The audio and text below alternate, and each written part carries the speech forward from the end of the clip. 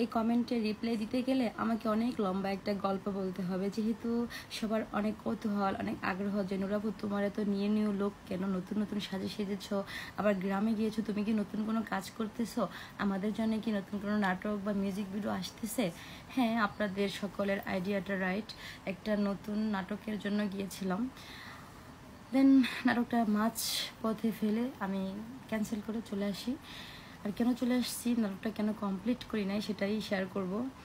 প্রথম কথা কি, সবাইকে তো সব কিছু হয় না। আপনারা আমাকে যেভাবে দেখেন, একটা নম্র ভদ্র, একটা বোকাশোকা, একটা মানে কি বলবো, সাধারণ একটা মেয়ে, আমাকে দিয়ে কি আর নায়িকার অ্যাক্টিং হয়?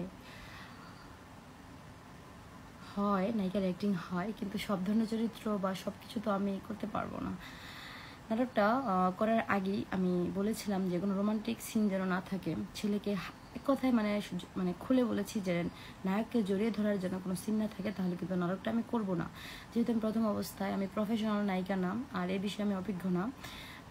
অনেক নাটক আছে নায়ককে জড়িয়ে ধরতে হয় না, তারপরও নাটকটা সুন্দর হয়, নাটকটা দেখে সবারই ভালো লাগে।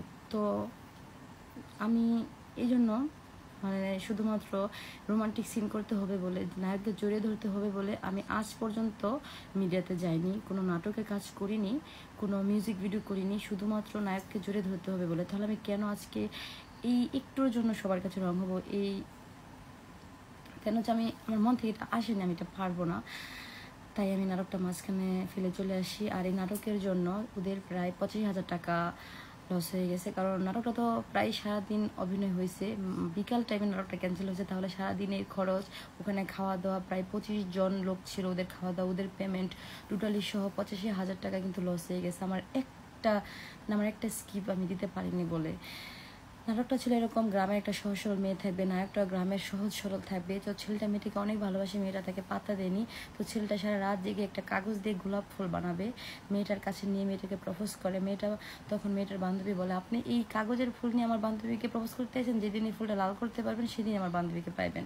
দেন ছেলেটা ভাবতে থাকে, একদিন মেয়েটার সামনে গিয়ে ওর হাতটা কেটে সেই সাদা গোলাপটাকে লাল করে ফেলে রক্ত দিয়ে। এটা দেখে মেয়েটা একদম আর সহ্য করতে পারেনি, মেয়েটা কান্না করে, মেয়েটা একদম ইমোশনাল হয়ে ছেলেটাকে জড়িয়ে ধরতে হবে। যখনই আমাকে এটা বলা হয়, মানে সব স্কিপ শেষে যখন এই স্কিপটা আসে যে এখনই আপু ও হাত কেটে ফেলবে গোলাপটা লাল করে ফেলবে, তুমি তাকে দৌড়ে এসে জড়িয়ে ধরবে। দেখেন আমি সাথে সাথে বলছি যে না, আমি এটা পারবো না, আমি এরকম সিন আগে কখনো করি নাই। আমি একটা অজানা মানে একটা ছেলেকে জড়িয়ে ধরবে, এটা আমার ভিডিও হবে, নাটক হবে, সবাই দেখবে, এটা কিভাবে নেবে সবাই, আমি এটা পারবো না। তাই নাটকটা ক্যান্সেল হয়ে গেছে। আর সেখানে আমার মা ছিল, আমার মাকে ছাড়া আমি তো এখানে যেতে পারি না, একটা মিডিয়া হোক যেটা হোক।